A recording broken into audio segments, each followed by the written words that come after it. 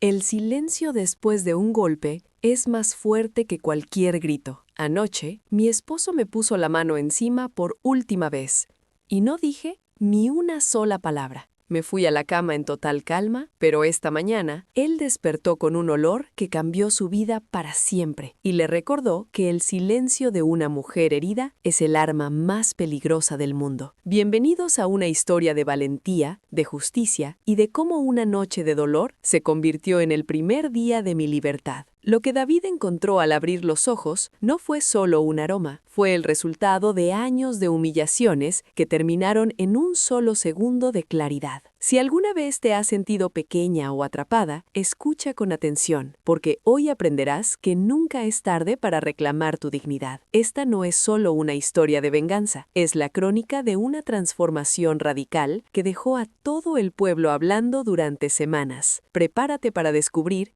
¿qué sucede cuando el abusador cree que ha ganado, sin saber que su víctima ya ha planeado el jaque mate? Durante 5 años, mi matrimonio con David fue una vitrina de cristal perfecta para el mundo exterior. Él era el hombre exitoso, el arquitecto respetado, el alma de las fiestas, y yo era la esposa abnegada que siempre sonreía a su lado. Pero dentro de las 4 paredes de nuestra casa, la realidad era una coreografía de miedo. David era un hombre de mecha corta, alguien que usaba sus palabras como látigos antes de pasar a los hechos. Empezó con críticas pequeñas, que si la comida no tenía sal, que si mi vestido era muy corto, que si mis amigos eran una mala influencia. Poco a poco me fue aislando, cortando mis hilos con el mundo hasta que solo me quedó él. Yo pensaba que era amor, que era protección, pero en realidad estaba construyendo mi propia celda. Cada vez que él explotaba, pedía perdón de rodillas, traía flores y prometía que nunca volvería a pasar. Y yo, por una mezcla de esperanza y terror, decidía creerle una vez más, pensando que mi amor sería suficiente para sanar su monstruosidad. La noche del incidente definitivo, todo comenzó por algo tan absurdo como una llamada perdida. Mi madre me había llamado mientras yo me duchaba, y cuando salí, David ya tenía mi teléfono en la mano con los ojos inyectados en sangre. No importaba que fuera mi madre, en su mente retorcida, cualquier contacto con el exterior era una traición. La discusión escaló en segundos, sus gritos llenaron la casa, y por primera vez en mucho tiempo intenté defenderme con palabras. Le dije que ya no podía seguir así, que necesitaba aire. Eso fue el detonante. El golpe fue seco, frío y devastador. Me tiró al suelo y por un momento el mundo se quedó en blanco. Cuando recobré el sentido, él simplemente me miró con desprecio y me ordenó que me fuera a la cama. No hubo flores esta vez, no hubo disculpas, solo su arrogancia de creer que yo ya no tenía fuerza para luchar. Me levanté del suelo, me limpié la sangre del labio y caminé hacia nuestra habitación sin decir una sola palabra. Esa calma absoluta fue lo que más debería haberle asustado, pero él estaba demasiado ocupado sintiéndose poderoso. Me acosté en la oscuridad, escuchándolo beber en la sala, celebrando su supuesta victoria. Pero mientras mis ojos miraban al techo, algo dentro de mí se rompió para siempre, y en su lugar nació una claridad